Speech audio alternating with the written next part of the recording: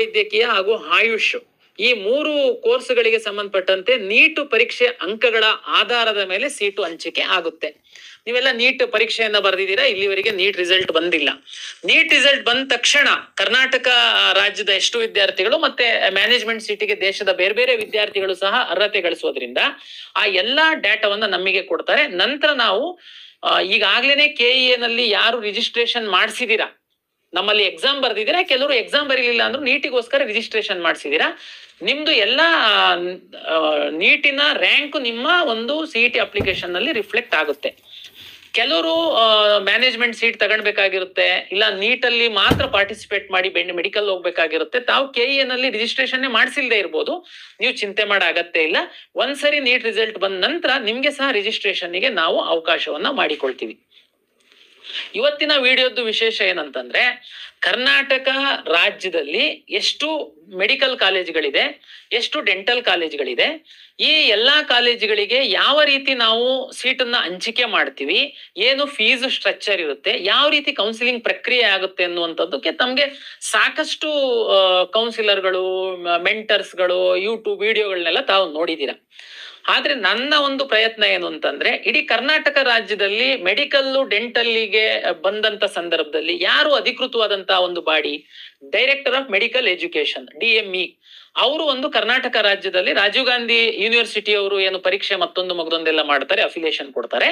ಈ ಸೀಟು ಹಂಚಿಕೆ ಮಾಡುವಂತದ್ದು, ಈ ಎಲ್ಲ ಒಂದು ಸೀಟ್ ಮ್ಯಾಟ್ರಿಕ್ಸ್ ಕೊಡುವಂತ ಎಲ್ಲ ಪ್ರಕ್ರಿಯೆನಲ್ಲಿ ಒಂದು ಬಾಡಿ ಅಂತಂದ್ರೆ DME ಅವ್ರು ಆಗ್ತಾರೆ. ಮೆಡಿಕಲ್ ಎಜುಕೇಶನ್ ಅನುಮತಿ ಮೇಲೆ ಅವ್ರು ಕೆಲಸ ಮಾಡ್ತಿರ್ತಾರೆ. ಅದಕ್ಕೆ ನಾನಿವತ್ತು ಮೆಡಿಕಲ್ ಮತ್ತು ಡೆಂಟಲ್ ಸೀಟು ಹಂಚಿಕೆ, ಕಾಲೇಜು ಮತ್ತೆ ಫೀಸಿನ ಮಾಹಿತಿ ಕುರಿತು ತಮ್ಗೆ ವಿವರಣೆಯನ್ನ ನೀಡುವಂತದ್ದಕ್ಕೆ ಡೈರೆಕ್ಟರ್ ಆಫ್ ಮೆಡಿಕಲ್ ಎಜುಕೇಶನ್ ಇಲಾಖೆನಲ್ಲಿ ಉಪನಿರ್ದೇಶಕರಾಗಿರುವಂತಹ, ಈ ಎಲ್ಲ ಪ್ರಕ್ರಿಯೆಗಳಲ್ಲಿ ಭಾಗಿಯಾಗಿರುವಂತಹ ಶ್ರೀನಿವಾಸ್ ಮೂರ್ತಿ ಅವರನ್ನ ನಾವು ಇವತ್ತು ನಮ್ಮ ಸ್ಟುಡಿಯೋಕ್ಕೆ ಕರೆಸಿದೀವಿ. ಅಂದ್ರೆ ಇದು ಅಧಿಕೃತ ಮಾಹಿತಿ, ಅಂದ್ರೆ ಇಲಾಖೆಯವರು ವಿದ್ಯಾರ್ಥಿಗಳಿಗೆ ಮತ್ತು ಪೋಷಕರಿಗೆ ಮೆಡಿಕಲ್ ಮತ್ತು ಡೆಂಟಲ್ಗೆ ಸಂಬಂಧಪಟ್ಟಂತಹ ಮಾಹಿತಿಯನ್ನ ಅಧಿಕೃತವಾಗಿ ತಮ್ಗೆ ನೀಡ್ತಾರೆ. ತಾವು ದಯಮಾಡಿ ಆ ಮಾಹಿತಿಯನ್ನ ತಾವು ಕೇಳಿ, ತಮ್ಗೆ ಮತ್ತು ಯಾವ್ದಾದ್ರು ಅನುಮಾನಗಳು ಬಂತು ಅಂತಂದ್ರೆ ನಾವು ಮುಂದಿನ ದಿನಗಳಲ್ಲಿ ನಾವು ತಮ್ಗೆ ಕಳಿಸ್ತೀವಿ. ನಮಸ್ಕಾರ, ನಾನು ಡಾಕ್ಟರ್ ಶ್ರೀನಿವಾಸ್ ಮೂರ್ತಿ, ಉಪನಿರ್ದೇಶಕರು, ವೈದ್ಯಕೀಯ ಶಿಕ್ಷಣ ನಿರ್ದೇಶನಾಲಯ.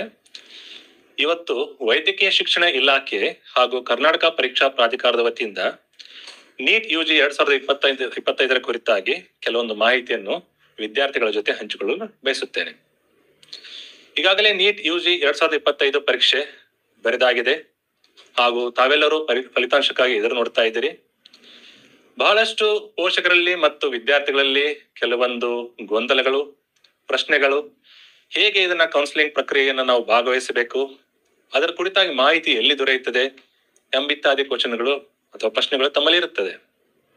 ಸೊ ಆದಷ್ಟು ತಕ್ಕ ಮಟ್ಟಿಗೆ ಈ ವಿಡಿಯೋ ಮೂಲಕ ತಮ್ಮಲ್ಲಿ ಕೆಲವೊಂದು ಮಾಹಿತಿಯನ್ನು ಹಂಚಿಕೊಂಡು ಹಾಗೂ ಮುಂದಿನ ದಿನಗಳಲ್ಲಿ ಆಪ್ಷನ್ ಎಂಟ್ರಿಯಿಂದ ಹಿಡಿದು ಸೀಟ್ ಸೆಲೆಕ್ಷನ್ ಇಂದ ಹಿಡಿದು ಕಾಲೇಜುಗಳ ಕುರಿತಾಗಿ ಮಾಹಿತಿಯಿಂದ ಹಿಡಿದು ಮತ್ತು ಈ ಪ್ರಕ್ರಿಯೆಯಲ್ಲಿ ಯಾವ ರೀತಿ ಭಾಗವಹಿಸಬೇಕು, ಶುಲ್ಕವನ್ನು ಯಾವ ರೀತಿ ಭರಿಸಬೇಕು, ಅಡ್ಮಿಷನ್ ಯಾವ ರೀತಿ ತಗೋಬೇಕು ಎನ್ನುವ ಎಲ್ಲಾ ಮಾಹಿತಿಯನ್ನು ವಿಡಿಯೋ ಮೂಲಕ ತಮ್ಮಲ್ಲಿ ಹಂಚಿಕೊಳ್ಳಲಾಗುವುದು. ಹೀಗಾಗಿ ನಾನು ತಮ್ಮಲ್ಲಿ ಕೇಳಿಕೊಳ್ಳೋದೇನೆಂದ್ರೆ, ಆದಷ್ಟು ತಾವು ಮಧ್ಯವರ್ತಿಗಳ ಮೂಲಕ ಇದರ ಕುರಿತಾಗಿ ವ್ಯವಹರಿಸದೆ ನಿರಂತರವಾಗಿ ಕರ್ನಾಟಕ ಪರೀಕ್ಷಾ ಪ್ರಾಧಿಕಾರದ ವೆಬ್ಸೈಟ್ ಅನ್ನು ಹಾಗೂ ನಾವೇನೋ ವೆಬ್ಸೈಟ್ ಅಲ್ಲಿ ಪಬ್ಲಿಷ್ ಮಾಡ್ತೀವೋ ಬ್ರೋಷರ್ ಅನ್ನು ಕುಲಂಕುಷವಾಗಿ ತಾವು ಓದಿದಲ್ಲಿ ತಮ್ಮ ಎಲ್ಲಾ ಸಂಶಯಗಳು, ಡೌಟ್ಗಳು ದೂರವಾಗುತ್ತವೆ ಎಂದು ನಾನು ಅಭಿಪ್ರಾಯ ಪಡುತ್ತೇನೆ. ಒಟ್ಟಾರೆಯಾಗಿ ನಮ್ಮ ರಾಜ್ಯದಲ್ಲಿ 71 ವೈದ್ಯಕೀಯ ಕಾಲೇಜುಗಳು ಹಾಗೂ 45 ದಂತ ವೈದ್ಯಕೀಯ ಕಾಲೇಜುಗಳು ಕಾರ್ಯನಿರ್ವಹಿಸುತ್ತಿದೆ. ಈ 71 ವೈದ್ಯಕೀಯ ಕಾಲೇಜುಗಳಲ್ಲಿ 24 ಸರ್ಕಾರಿ ಒಡೆತನದಲ್ಲಿದೆ ಹಾಗೂ ಬಾಕಿ ಇರೋದೆಲ್ಲ ಪ್ರೈವೇಟ್ ಮೆಡಿಕಲ್ ಕಾಲೇಜ್ ಆಗಿರುತ್ತದೆ. ಹಾಗೆ 45 ಏನು ದಂತ ವೈದ್ಯಕೀಯ ಕಾಲೇಜುಗಳಿದಾವೆ, ಅದರಲ್ಲಿ 3 ಕಾಲೇಜುಗಳು ಸರ್ಕಾರಿ ಕಾಲೇಜುಗಳಾಗಿವೆ ಹಾಗೂ ಬಾಕಿ ಇರೋ ಕಾಲೇಜುಗಳೆಲ್ಲ ಪ್ರೈವೇಟ್ ಡೆಂಟಲ್ ಕಾಲೇಜಸ್. ಸೊ ಇವತ್ತೇನು ನಾನು ತಮ್ಮಲ್ಲಿ ಮಾಹಿತಿಯನ್ನು ಹಂಚಿಕೊಳ್ಳಲು ಬಯಸುತ್ತೇನೆಂದ್ರೆ, ಬಹಳಷ್ಟು ತಮ್ಮಲ್ಲಿ ಈಗ ಈ ಪರೀಕ್ಷೆ ಬರೆದಾಗಿದೆ, ಫಲಿತಾಂಶ ಯಾವಾಗ ಬರಬಹುದು, ಬಂದ ನಂತರ ನಾವು ಏನ್ ಮಾಡ್ಬೇಕು, ಯಾವ ರೀತಿ ನಾವು ಮುಂದುವರಿಬೇಕು ಎನ್ನುವ ತಮ್ಮ ಆತಂಕ ಅಥವಾ ಕುತೂಹಲ ಒಂದು ಇರುತ್ತದೆ. ಈ ಫಲಿತಾಂಶವೇನಾದ್ರೂ ಪ್ರಕಟವಾದ ನಂತರ ನಾವು ಮೆಡಿಕಲ್ ಕೌನ್ಸಿಲಿಂಗ್ ಕಮಿಟಿ ಅವರು ಪ್ರಸ್ತುತಪಡಿಸುವ ಅಥವಾ ಅವರು ಹೊರಡಿಸುವ ಟೈಮ್ ಶೆಡ್ಯೂಲ್ ಅದರ ಪ್ರಕಾರ ಕಾರ್ಯನಿರ್ವಹಿಸುತ್ತೇವೆ. ಆಲ್ ಇಂಡಿಯಾ ಕೋಟಾ ಸೀಟುಗಳಿಗೆ ಹಾಗೂ ಡೀಮ್ಡ್ ಯೂನಿವರ್ಸಿಟಿ ಕೋಟಾ ಸೀಟುಗಳಿಗೆ ಮೆಡಿಕಲ್ ಕೌನ್ಸಿಲಿಂಗ್ ಕಮಿಟಿ ವತಿಯಿಂದ ಕೌನ್ಸಿಲಿಂಗ್ ನಡೆಸಲಾಗುತ್ತದೆ. ಹಾಗೂ ಕರ್ನಾಟಕ ಸರ್ಕಾರದ ಕೋಟಾ ಸೀಟುಗಳಿಗೆ ಕರ್ನಾಟಕ ಸರ್ಕಾರ ಪರವಾಗಿ ಕಾರ್ಯನಿರ್ವಹಿಸುತ್ತಿರುವ ಕರ್ನಾಟಕ ಪರೀಕ್ಷಾ ಪ್ರಾಧಿಕಾರದ ವತಿಯಿಂದ ಸೀಟು ಹಂಚಿಕೆ ಮಾಡಲಾಗುತ್ತದೆ. ಈ ಎರಡು ಸೀಟು ಹಂಚಿಕೆಯು ನಮ್ಮ ಮೆಡಿಕಲ್ ಕೌನ್ಸಿಲಿಂಗ್ ಕಮಿಟಿಗೆ ಏನು ಟೈಮ್ ಶೆಡ್ಯೂಲ್ ಇಶ್ಯೂ ಮಾಡ್ತಾರೆ ಅದರ ಮೇಲೆಯೇ ಅವಲಂಬಿತರಾಗುತ್ತದೆ. ಆಲ್ ಇಂಡಿಯಾ ಕೋಟಾ ಸೀಟುಗಳಿಗೆ ಸೀಟು ಹಂಚಿಕೆ ಆದ 1 ವಾರ ಅಥವಾ 10 ದಿನಗಳ ನಂತರ ನಮ್ಮ ಕರ್ನಾಟಕ ಪರೀಕ್ಷಾ ಪ್ರಾಧಿಕಾರದ ಕೌನ್ಸಿಲಿಂಗ್ ಪ್ರಕ್ರಿಯೆ ಶುರು ಆಗುತ್ತದೆ. ಮಾನ್ಯ ಸರ್ವೋಚ್ಚ ನ್ಯಾಯಾಲಯವು ಅದರಲ್ಲಿ ಹೊರಡಿಸಿರುವ ಆದೇಶದಂತೆ ಈ ಕೌನ್ಸಿಲಿಂಗ್ ಪ್ರಕ್ರಿಯೆಯು 4 ಸುತ್ತುಗಳಲ್ಲಿ ನಡೆಯುತ್ತದೆ. ಮೊದಲನೇ ಸುತ್ತು, 2ನೇ ಸುತ್ತು, 3ನೇ ಸುತ್ತು ಅಥವಾ ಮಾಪಪ್ ರೌಂಡ್, 4ನೇ ಸುತ್ತು ಅದು ಸ್ಟ್ರೇ ವೇಕೆನ್ಸಿ ರೌಂಡ್. ಸೊ ಈ 4 ಸುತ್ತುಗಳು ಮೆಡಿಕಲ್ ಕೌನ್ಸಿಲಿಂಗ್ ಕಮಿಟಿ ಮತ್ತು ಕರ್ನಾಟಕ ಪರೀಕ್ಷಾ ಪ್ರಾಧಿಕಾರದ್ದು ಪ್ಯಾರಲಲ್ ಆಗಿ, ಅಂದ್ರೆ ಮೆಡಿಕಲ್ ಕೌನ್ಸಿಲಿಂಗ್ ಕಮಿಟಿ ವತಿಯಿಂದ 1 ವಾರದ ಅಂತರದಲ್ಲಿ ನಮ್ದು ಫಸ್ಟ್ ರೌಂಡ್ ನಮ್ಮಲ್ಲಿ ಸ್ಟಾರ್ಟ್ ಆಗುತ್ತದೆ. ಹೀಗಾಗಿ ಇವೆರಡು ಓವರ್ಲ್ಯಾಪ್ ಆಗಲ್ಲ. ಅಂದ್ರೆ ನಿಮ್ಗೆ ಏನಾದ್ರೂ ಆಲ್ ಇಂಡಿಯಾ ಕೋಟಾದಲ್ಲಿ ಭಾಗವಹಿಸಿ ಇಚ್ಛೆ ಇದ್ದು ಅಲ್ಲಿ ಏನಾದ್ರೂ ಸೀಟ್ ದೊರೆತಲ್ಲಿ ಅಲ್ಲಿ ತಗೋಬಹುದು. ಅಲ್ಲಿ ಭಾಗವಹಿಸಿ ನಿಮಗೆ ಸೀಟ್ ದೊರೆಯದೇ ಹೋದರೆ ಕರ್ನಾಟಕ ಪರೀಕ್ಷಾ ಪ್ರಾಧಿಕಾರದ ನಾವು ಪ್ರಾರಂಭಿಸುವ ಕೌನ್ಸಿಲಿಂಗ್ ಅಲ್ಲಿ ಭಾಗವಹಿಸಿ ಇಲ್ಲಿ ಕೂಡ ಸೀಟನ್ನ ಆಯ್ಕೆ ಮಾಡಲು ತಮಗೆ ಅವಕಾಶ ಇರುತ್ತದೆ. ಸೊ ಈ ಕುರಿತಾಗಿ ತಮ್ಮಲ್ಲಿ ಯಾವುದೇ ಗೊಂದಲ ಬೇಡ. ಸೊ ನಾನು ತಮ್ಮಲ್ಲಿ ಕೇಳಿಕೊಳ್ಳೋದೇನೆಂದ್ರೆ, ತಾವು ನಿರಂತರವಾಗಿ ಮೆಡಿಕಲ್ ಕೌನ್ಸಿಲಿಂಗ್ ಕಮಿಟಿ ವತಿಯಿಂದ ಏನು ಪಬ್ಲಿಷ್ ಮಾಡ್ತಾರೆ ಬ್ರೋಷರು ಅಥವಾ ಟೈಮ್ ಶೆಡ್ಯೂಲ್ ಅದನ್ನ ನೋಡ್ತಾ ಇರಬೇಕು. ಹಾಗೂ ಕರ್ನಾಟಕ ಪರೀಕ್ಷಾ ಪ್ರಾಧಿಕಾರದ ವತಿಯಿಂದ ವೆಬ್ಸೈಟ್ ಅಲ್ಲಿ ಏನು ನಾವು ಪಬ್ಲಿಷ್ ಮಾಡ್ತೀವಿ ಟೈಮ್ ಶೆಡ್ಯೂಲ್ ಅದನ್ನ ನಿರಂತರವಾಗಿ ತಪ್ಪದೆ ಗಮನಿಸ್ತಾ ಇರಬೇಕು. ಹಾಗೂ ಈ 4 ಸುತ್ತುಗಳು first round, second round, third round, fourth round ಇದು ಯಾವ ರೀತಿಯಾಗಿ ನಡೆಯುತ್ತದೆ ಅಂತೇಳಿ ನಾವು ಬ್ರೋಷರ್ ಅಲ್ಲಿ ಸಂಪೂರ್ಣ ಮಾಹಿತಿಯನ್ನು ನೀಡಿರುತ್ತೇವೆ. ಹಾಗೂ ನಾವು ಇದರಲ್ಲಿ ಪಾಲಿಸಬೇಕಾದ ನಿಯಮಗಳೇನಿದೆ, ಯಾವ ರೀತಿ ಅಪ್ಲೈ ಮಾಡಬೇಕು, ಯಾವ ರೀತಿ ಆಪ್ಷನ್ ಎಂಟ್ರಿ ಹಾಕ್ಬೇಕು, ಯಾವ ರೀತಿ ಸೀಟ್ ಸೆಲೆಕ್ಷನ್ ಆದ ತಕ್ಷಣ ಕಾಲೇಜ್ ಹೋಗಿ ಜಾಯ್ನ್ ಆಗ್ಬೇಕು, ಫೀಸ್ ಅನ್ನು ಕರ್ನಾಟಕ ಪರೀಕ್ಷಾ ಪ್ರಾಧಿಕಾರದಲ್ಲೇ ತಾವು ಭರಿಸಬೇಕಾಗಿರೋದ್ರಿಂದ ಅದನ್ನು ಕೂಡ ತಾವು ಮಾಹಿತಿಯನ್ನು ತಮಗೆ ಸಂಪೂರ್ಣವಾಗಿ ನೀಡಲಾಗುತ್ತದೆ. ಹೀಗಾಗಿ ಯಾವುದೇ ಮಧ್ಯವರ್ತಿಗಳ ಆಶ್ವಾಸನೆಗೆ ತಾವು ಒಳಗಾಗಿ ವಂಚನೆಗೊಳಗಾಗದೆ, ಆತಂಕಕ್ಕೊಳಗಾಗದೆ ಸಂಪೂರ್ಣವಾಗಿ ಕೆಇ ವೆಬ್ಸೈಟ್ ಅನ್ನು ಓದಿದಲ್ಲಿ ಅಥವಾ ಬ್ರೋಷರ್ ಅನ್ನು ನೋಡಿದಲ್ಲಿ ಹಾಗೂ ಮೆಡಿಕಲ್ ಕೌನ್ಸಿಲಿಂಗ್ ಕಮಿಟಿಯವರು ಏನು ಪಬ್ಲಿಷ್ ಮಾಡ್ತಾರೆ ಬ್ರೋಷರ್ ಅದನ್ನು ಸಂಪೂರ್ಣವಾಗಿ ಓದಿದಲ್ಲಿ ತಮಗೆ ಪೂರ್ಣವಾದ ಮಾಹಿತಿ ಲಭಿಸಿ ತಮ್ಮ ಆತಂಕವೆಲ್ಲ ದೂರವಾಗುವುದರಲ್ಲಿ ಸಂಶಯವಿಲ್ಲ ಎಂದು ನಾನು ಆಶಯ ವ್ಯಕ್ತಪಡಿಸುತ್ತೇನೆ.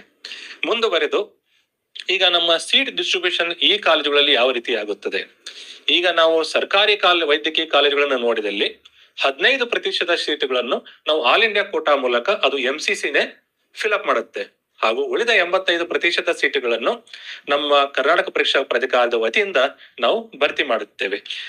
ನೀವು ಪ್ರೈವೇಟ್ ಕಾಲೇಜುಗಳಿಗೆ ಬಂದಲ್ಲಿ ಪ್ರೈವೇಟ್ ಕಾಲೇಜಿನವರು ಒಂದು 40% ಸೀಟುಗಳನ್ನು ಅಥವಾ ಮೈನಾರಿಟಿ ಕಾಲೇಜ್ ಆದ್ರೆ 20-25% ಸೀಟುಗಳನ್ನು ಅವರು ಸರ್ಕಾರಕ್ಕೆ ಬಿಟ್ಟುಕೊಡುತ್ತಾರೆ. ಬಾಕಿ ಒಂದು 70-65% ಸೀಟುಗಳನ್ನು ಅವರು ಪ್ರೈವೇಟ್ ಕೋಟಾ ಸೀಟುಗಳಾಗಿ ಪರಿವರ್ತಿಸಿ NRI ಕೋಟಾ ಹಾಗೂ ಮ್ಯಾನೇಜ್ಮೆಂಟ್ ಕೋಟಾಗಳಿಗೆ ಪರಿವರ್ತಿಸಿ ಅದರ ಅಡಿಯಲ್ಲಿ ತುಂಬಲಾಗುತ್ತದೆ. ಹಾಗೂ ನಮ್ಮ ಮಾನ್ಯ ಸರ್ವೋಚ್ಚ ನ್ಯಾಯಾಲಯದ ಆದೇಶದಂತೆ ಈ ಎಲ್ಲಾ 4 ಸುತ್ತುಗಳು ಆನ್ಲೈನ್ ಮೂಲಕ ನಡೆಸಲಾಗುತ್ತದೆ. ಸೊ ತಮಗೆ ಯಾವುದಾದ್ರೂ ಮಧ್ಯವರ್ತಿಗಳು NRI ಕೋಟಾ ಸೀಟುಗಳನ್ನು ಕೊಡಿಸುವುದಾಗಲಿ ಅಥವಾ ಮ್ಯಾನೇಜ್ಮೆಂಟ್ ಕೋಟಾ ಸೀಟುಗಳನ್ನು ತಾವೇ ಖುದ್ದಾಗಿ ಕೊಡಿಸುವುದಾಗಲಿ ತಮ್ಮಲ್ಲಿ ಏನಾದರೂ ಹೇಳಿದರೆ ಅದನ್ನು ನಂಬದೆ ಈ ಎಲ್ಲಾ ಸೀಟುಗಳನ್ನು ಕರ್ನಾಟಕ ಪರೀಕ್ಷಾ ಪ್ರಾಧಿಕಾರದಿಂದ ಆನ್ಲೈನ್ ಮುಖಾಂತರವೇ ಮೆರಿಟ್ ಆಧಾರದ ಮೇಲೆ ತುಂಬಲಾಗುವುದು ಎಂದು ತಮ್ಮಲ್ಲಿ ಸ್ಪಷ್ಟಪಡಿಸುತ್ತೇನೆ. ಹಾಗೂ ಈ ಕುರಿತಾಗಿ ನಾವೇನು ಕಾಲಕ್ಕೆ ಪ್ರತಿ ರೌಂಡ್ಗೆ ಏನು ನಾವು ಪಬ್ಲಿಷ್ ಮಾಡ್ತೀವಿ ನೋಟಿಫಿಕೇಶನ್ ಮತ್ತು ನಿಯಮಗಳನ್ನ ನಾವು ತಮ್ಮಲ್ಲಿ ತಿಳಿಸ್ತೇವೆ, ಅದನ್ನು ಪಾಲನೆ ಮಾಡಿದಲ್ಲಿ ತಮಗೆ ಯಾವುದೇ ಆತಂಕವಿಲ್ಲದೆ ಈ ಪ್ರಕ್ರಿಯೆಯಲ್ಲಿ ಭಾಗವಹಿಸಿ ತಮಗೆ ತಮ್ಮ ಮೆರಿಟ್ಗೆ ಅನುಗುಣವಾಗಿ ತಮ್ಮ ಇಚ್ಛೆಗೆ ಅನುಗುಣವಾಗಿ, ಯಾಕಂದ್ರೆ ಆಪ್ಷನ್ ಎಂಟ್ರಿ ಅಂತ ನಾವು ಹೇಳೋದೇ ಅದಕ್ಕೆ ನಿಮ್ಗೆ ಯಾವ ಕಾಲೇಜ್ ಬೇಕೋ ಅದನ್ನ ಫಸ್ಟ್ ಪ್ರಿಫರೆನ್ಸ್, ಅದು ದೊರಕದೆ ಹೋದರೆ ಯಾವ ಕಾಲೇಜ್ ಬೇಕು ಅದನ್ನ ಸೆಕೆಂಡ್ ಪ್ರಿಫರೆನ್ಸ್, ಈ ತರ ನಿಮಗೆ ಆಪ್ಷನ್ ಎಂಟ್ರಿ ಮಾಡಕ್ಕೆ ಅವಕಾಶ ಇರುತ್ತದೆ. ಆ ಆಪ್ಷನ್ ಎಂಟ್ರಿ ಮೂಲಕ ತಮಗೆ ಯಾವುದೇ ಕಾಲೇಜ್ ಇಷ್ಟನೋ ಅದನ್ನ ಆಯ್ಕೆ ಮಾಡಿ ತಮ್ಮ ಮೆರಿಟ್ ಆಧಾರದ ಮೇಲೆ ಸೀಟ್ ದೊರೆತಲ್ಲಿ ತಾವು ಪ್ರವೇಶಾತಿಯನ್ನು ಪಡೆಯಬಹುದಾಗಿರುತ್ತದೆ. ಮುಂದುವರೆದು ಈ ಕರ್ನಾಟಕ ಪರೀಕ್ಷಾ ಪ್ರಾಧಿಕಾರದಿಂದ ಒಂದು ಮಹತ್ತರವಾದ ಒಂದು ಕೆಲಸವನ್ನು ಅವರು ಕೈಗೊಂಡಿದ್ದಾರೆ. ಅದೇನೆಂದರೆ ನಮ್ಮ ಕರ್ನಾಟಕ ಪರೀಕ್ಷಾ ಪ್ರಾಧಿಕಾರದ ವೆಬ್ಸೈಟ್ ಅಲ್ಲಿ ಎಲ್ಲಾ ಕಾಲೇಜುಗಳ ಕುರಿತಾಗಿ ಮಾಹಿತಿಯನ್ನು ಹಂಚಿಕೊಳ್ಳಲಾಗಿದೆ. ಆ ಕಾಲೇಜಲ್ಲಿ ಇರುವ ಸೌಲಭ್ಯಗಳು, ಆ ಕಾಲೇಜಿನಲ್ಲಿರುವ ಸಂಪೂರ್ಣ ಮಾನವ ಸಂಪನ್ಮೂಲವಾಗಲಿ ಅಥವಾ ಇನ್ಫ್ರಾಸ್ಟ್ರಕ್ಚರ್ ಆಗಲಿ, ಅದರ ಫೋಟೋ ಸಹಿತ ಎಲ್ಲಾ ಮಾಹಿತಿಯು ಕರ್ನಾಟಕ ಪರೀಕ್ಷಾ ಪ್ರಾಧಿಕಾರದ ವೆಬ್ಸೈಟ್ ಅಲ್ಲಿ ಲಭ್ಯ ಇರೋದ್ರಿಂದ ತಾವು ಆ ವೆಬ್ಸೈಟ್ ಅನ್ನ ಸರಿಯಾಗಿ ನೋಡಿ ತಮ್ಮ ಇಚ್ಛೆಗೆ ಅನುಗುಣವಾಗಿ ಕಾಲೇಜನ್ನು ಆಯ್ಕೆ ಮಾಡಲು ತಾವು ಸಂಪೂರ್ಣ ಸ್ವತಂತ್ರರಾಗಿರುತ್ತೀರಿ. ಶ್ರೀನಿವಾಸ್ ಮೂರ್ತಿ ಅವರು ತಮ್ಗೆಲ್ಲ ಈಗಾಗ್ಲೇನೆ ಡೆಂಟಲ್ ಮತ್ತೆ ಮೆಡಿಕಲ್ ಸೀಟು ಎಷ್ಟಿರುತ್ತೆ, ಯಾವ ಶೇರಿಂಗ್ ಇರುತ್ತೆ, ನಾವು ಏನು ಅಲಾಟ್ ಮಾಡ್ತೀವಿ ಮತ್ತೆ MCC ಅವರು ಏನು ಸೀಟ್ಗಳನ್ನ ಅಲಾಟ್ ಮಾಡ್ತಾರೆ, ಮತ್ತೆ ಫೀಸು ಯಾವ ರೀತಿ ಇರುತ್ತೆ, ಎಷ್ಟು ರೌಂಡ್ ಅಲ್ಲಿ ಸೀಟನ್ನ ಹಂಚಿಕೆ ಮಾಡ್ತಾರೆ ಅಂತನ್ನುವಂಥದ್ದನ್ನ ಶ್ರೀನಿವಾಸ್ ಮೂರ್ತಿ ಅವರು ಅಧಿಕೃತವಾಗಿ ಉಪನಿರ್ದೇಶಕರು DME ಅವರು ತಮ್ಗೆ ತಿಳಿಸ್ಕೊಟ್ಟಿದ್ದಾರೆ. ನಾನು ಪೋಷಕರಿಗೆ ಮತ್ತೆ ವಿದ್ಯಾರ್ಥಿಗಳಿಗೆ ಅಂತಿಮವಾಗಿ ನಾನು ಏನು ಹೇಳಲಿಕ್ಕೆ ಇಚ್ಛೆ ಪಡ್ತೀನಿ ಅಂತಂದ್ರೆ, 100% ಸೀಟ್ಗಳು ಕರ್ನಾಟಕ ಪರೀಕ್ಷಾ ಪ್ರಾಧಿಕಾರದ ಮುಖಾಂತರವೇ ಹಂಚಿಕೆ ಆಗುತ್ತೆ. ದಯಮಾಡಿ ಅರ್ಥ ಮಾಡ್ಕೊಳ್ಳಿ. ಸೀಟು ಶೇರಿಂಗ್ ಅನ್ನ ಏನು ಎಕ್ಸ್ಪ್ಲೇನ್ ಮಾಡಿದ್ದಾರೆ ಅದರಲ್ಲಿ ಸರ್ಕಾರ 3 ತರದ ಸೀಟ್ಗಳಿಗೆ ಫೀಸ್ ಅನ್ನ ನಿಗದಿಪಡಿಸುತ್ತೆ. ತಾವೀಗಾಗ್ಲೇನೆ ಅವರೊಂದು ಏನು ಟೇಬಲ್ ಹಾಕಿದ್ರು ಅದರಲ್ಲಿ ತಾವು ನೋಡಿದೀರ. ಮ್ಯಾನೇಜ್ಮೆಂಟ್ ಮತ್ತೆ NRIಗೆ ಏನು ಸೀಟ್ಗಳು ನಿಗದಿಪಡಿಸಿದೆ ಸರ್ಕಾರ, ಆ 2 ಕೆಟಗರಿ ಸೀಟ್ಗಳಿಗೆ ಮ್ಯಾನೇಜ್ಮೆಂಟ್ ಅವರು ಫೀಸ್ ಅನ್ನ ನಿಗದಿಪಡಿಸುವಂತಹ ಅಧಿಕಾರವನ್ನ ಮೆಡಿಕಲ್ ಕಾಲೇಜ್ ಅವರು ಹೊಂದಿದ್ದಾರೆ. ಆದ್ರೆ ನೇರವಾಗಿ ಅಡ್ಮಿಷನ್ ಮಾಡಿಕೊಳ್ಳುವಂತಹ ಅಧಿಕಾರವನ್ನ ಅವರು ಹೊಂದಿಲ್ಲ. ದಯಮಾಡಿ ಅರ್ಥ ಮಾಡ್ಕೊಳ್ಳಿ. ಸುಪ್ರೀಂ ಕೋರ್ಟ್ ಆದೇಶ ಮತ್ತೆ ಸರ್ಕಾರದ ಒಂದು ಆದೇಶದಂತೆ 100% ಸೀಟ್ಗಳು ಕರ್ನಾಟಕ ಪರೀಕ್ಷಾ ಪ್ರಾಧಿಕಾರದ ಮುಖಾಂತರವೇ ಹಂಚಿಕೆ ಆಗುವಂತದ್ದು. ಈಗ ನನ್ಗೆ ಯಾಕೆ ಇದನ್ನ ನಾನು ನಿಮಗೆ ವಿಶೇಷವಾಗಿ ಒತ್ತು ಕೊಟ್ಟು ಹೇಳೋ ಪ್ರಯತ್ನ ಮಾಡ್ತಾ ಇದ್ದೀನಿ ಅಂತಂದ್ರೆ, ಸಾಕಷ್ಟು ಪೋಷಕರು ಈಗಾಗ್ಲೇನೆ ತಾವು ಮೆಡಿಕಲ್ ಕಾಲೇಜ್ಗಳಿಗೆ ಓಡಾಡ್ಲಿಕ್ಕೆ ಶುರು ಮಾಡಿದೀರಾ. ಮ್ಯಾನೇಜ್ಮೆಂಟ್ ಸೀಟ್ಗಳಿಗೆ ನಮಗೆ ಅಡ್ಮಿಷನ್ ಕೊಟ್ಬಿಡಿ, ನಾವು ದುಡ್ಡು ಕೊಟ್ಬಿಡ್ತೀವಿ ಅಂತ. ನಿಮಗೆ ಕೆಲವರು ಫೋನ್ ಮಾಡಿ ನಾವು ನಿಮಗೆ ಮ್ಯಾನೇಜ್ಮೆಂಟ್ ಸೀಟ್ ಕೊಡಿಸ್ತೀವಿ ಬನ್ನಿ ಮಾತಾಡೋಣ ಅಂತ ನಿಮಗೆ ಕರೀತಾ ಇದ್ದಾರೆ. ಇದೆಲ್ಲ ನಮ್ಗೆ ಮಾಹಿತಿ ಇದೆ. ನಿಮಗೆ ಯಾವ ಕಾಲೇಜ್ ಅವರು ನಿಮಗೆ ಖಂಡಿತ ನೀವು ಬನ್ನಿ ನಾವು ನಿಮಗೆ ಸೀಟ್ ಕೊಡ್ತೀವಿ ಅಂತ ಯಾವ ಕಾಲೇಜ್ ಅವರು ಹೇಳಲ್ಲ. ಯಾಕೆಂದ್ರೆ ಎಲ್ಲಾ ಕಾಲೇಜ್ ಅವರು ಒಂದು ಮೆಡಿಕಲ್ ಕಾಲೇಜ್ ನಡೆಸ್ತಾರೆ ಅಂತಂದ್ರೆ ಅವರಿಗೆ ಸಂಪೂರ್ಣ ಕಾನೂನು ಜ್ಞಾನ ಇರುತ್ತೆ. ಅವರಿಗೆ ಗೊತ್ತು ಮ್ಯಾನೇಜ್ಮೆಂಟ್ NRIದು ಫೀಸ್ ಫಿಕ್ಸ್ ಮಾಡೋ ಅಧಿಕಾರ ಮಾತ್ರ ನಮ್ಗಿದೆ. ಸೀಟು ನೀಟ್ ರ್ಯಾಂಕ್ ಆಧಾರದ ಮೇಲೆ ಪ್ರಾಧಿಕಾರದ ವತಿಯಿಂದನೇ ಸೀಟ್ ಹಂಚಿಕೆ ಆಗುವಂತದ್ದು ಅಂತ. ಆದ್ರೆ ಮಧ್ಯವರ್ತಿಗಳು ನಾವು ನಿಮಗೆ ಸೀಟ್ ಕೊಡಿಸ್ತೀವಿ ಬನ್ನಿ ಮಾತಾಡಿ ನಿಮಗೆ ಇಷ್ಟು ರಿಯಾಯಿತಿ ಕೊಡ್ತೀವಿ, ದಯಮಾಡಿ ನಂಬೇಡಿ. 100% ಸೀಟ್ಗಳು ಪ್ರಾಧಿಕಾರದ ವತಿಯಿಂದ ಅಲಾಟ್ ಆಗುತ್ತೆ. ಈಗ ಕೆಲವರು ಹೇಳ್ತಾರೆ ಇಲ್ಲ ನಿಮ್ಮಲ್ಲಿ ಅಲಾಟ್ ಮಾಡ್ಕೊಂತಾರೆ, ಆಮೇಲೆ ಕಾಲೇಜಿಗೆ ಹೋಗ್ಬಿಟ್ಟು ಆ ಹುಡುಗ ಅಡ್ಮಿಷನ್ ಆಗಲ್ಲ, ಆ ಸೀಟು ಕಾಲೇಜಿಗೆ ಉಳಿಯುತ್ತೆ, ಅದರಲ್ಲಿ ನನಗೆ ಕೊಡ್ತಾರಂತೆ, ನನಗೆ ಅಡ್ಜಸ್ಟ್ ಮಾಡ್ತಾರಂತೆ. ನೋ, ನಿಮಗೆ ಹೇಳ್ತೀನಿ, ಕಳೆದ ವರ್ಷ 4 ರೌಂಡ್ ನಾವು ಪ್ರಾಧಿಕಾರದಿಂದ ವತಿಯಿಂದ ಮಾಡಿದ್ವಿ. 4 ರೌಂಡ್ ಅಡ್ಮಿಷನ್ ಆದ್ಮೇಲೆ 4 ವಿದ್ಯಾರ್ಥಿಗಳು 4 ಕಾಲೇಜಲ್ಲಿ ಹೆಲ್ತ್ ಗ್ರೌಂಡ್ ಮೇಲೆ ಅವರು ಕಾಲೇಜನ್ನ ಬಿಟ್ಟು ಹೋದ್ರು. ಅವ್ರದ್ದು ನಾವು ಫೈನ್ ಹಾಕಿ ಫೋರ್ಫಿಟ್ ಮಾಡಿದ್ವಿ ಅವ್ರದ್ದು ಫೀಸು. ಜೊತೆಗೆ ಸುಪ್ರೀಂ ಕೋರ್ಟ್ ಅವರ ನಿರ್ದೇಶನದಂತೆ ಸ್ಪೆಷಲ್ ಸ್ಟೇ ವೇಕೆನ್ಸಿ ರೌಂಡ್ ಅಂತ ಮಾಡಿದ್ವಿ ನಾವು ಕಳೆದ ವರ್ಷ. ಅವಾಗ 4 ಸೀಟನ್ನ ನಾವು ತಗೊಂಡು ನಾವು ಅಲಾಟ್ ಮಾಡಿದೀವಿ ಬೇಸ್ಡ್ ಆನ್ ರ್ಯಾಂಕ್. ಇಲ್ಲಿ ರ್ಯಾಂಕ್ ಬೈಪಾಸ್ ಆಗಲ್ಲ. ನಿಮ್ಮ ರ್ಯಾಂಕ್ ಏನಿದೆ, ಎಷ್ಟು ಹುಡುಗರು ಭಾಗವಹಿಸಿದ್ದಾರೆ.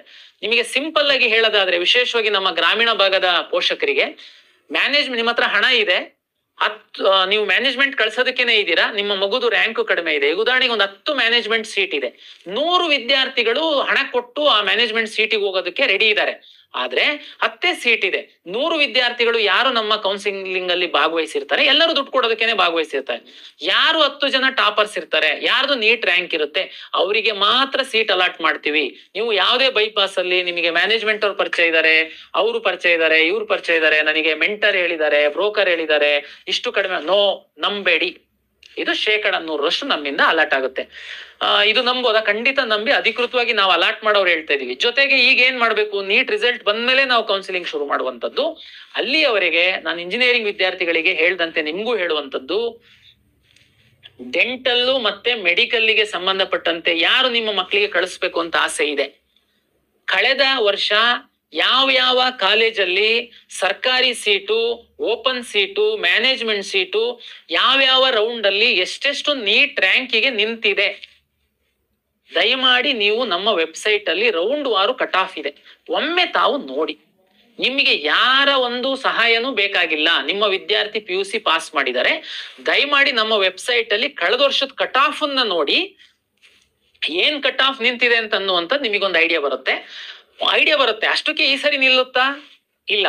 ತಮ್ಗೆಲ್ಲ ಗೊತ್ತಿದೆ ಈ ಸರಿ ನೀಟ್ ಪರೀಕ್ಷೆ ತುಂಬಾ ಕಷ್ಟ ಇತ್ತು, ಈ ತರದ್ದೆಲ್ಲದೂ ಇದೆ. ಅದು ನೀಟ್ ರಿಸಲ್ಟ್ ಬಂದ್ಮೇಲೆ ನಿಮಗೊಂದು ಐಡಿಯಾ ಬರುತ್ತೆ. ಆದ್ರೆ ಕಳೆದ ವರ್ಷ ಏನ್ ಕಟ್ ಆಫ್ ಆಗಿತ್ತು ನಿಮಗೆ ಯಾರು ಹೇಳ್ಕೊಡೋದ್ ಬೇಡ.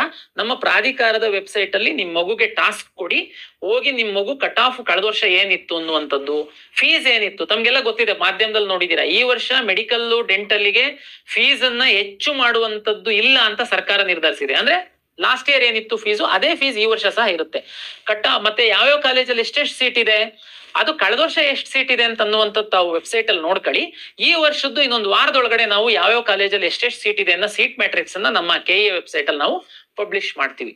ಹಾಗಾಗಿ ಪೋಷಕರಲ್ಲಿ ಮತ್ತೆ ವಿದ್ಯಾರ್ಥಿಗಳಲ್ಲಿ ವಿನಂತಿ, ದಯಮಾಡಿ ತಾವು ಹಣ ಇದೆ, ನಾವು ಮ್ಯಾನೇಜ್ಮೆಂಟ್ ಸೀಟ್ ತಗೊಂತೀವಿ, ಹಣ ಇದೆ ನನಗೆ ಯಾರೋ ಹೆಲ್ಪ್ ಮಾಡ್ಬಿಡ್ತಾರೆ, ಹಣ ಇದೆ ನನಗೆ KE ನಲ್ಲಿ ಎಲ್ಲ ನನಗೆ ಪರಿಚಯ ಇದ್ದಾರೆ, ಕಾಲೇಜಲ್ಲಿ ಪರಿಚಯ ಇದ್ದಾರೆ, ನನಗೆ ಯಾರೋ ದೊಡ್ಡ ಜನ ಪರಿಚಯ ಇದ್ದಾರೆ, ನಾನು ಮ್ಯಾನೇಜ್ ಮಾಡ್ಬಿಟ್ಟು ಸೀಟ್ ತಗೊಂತೀನಿ.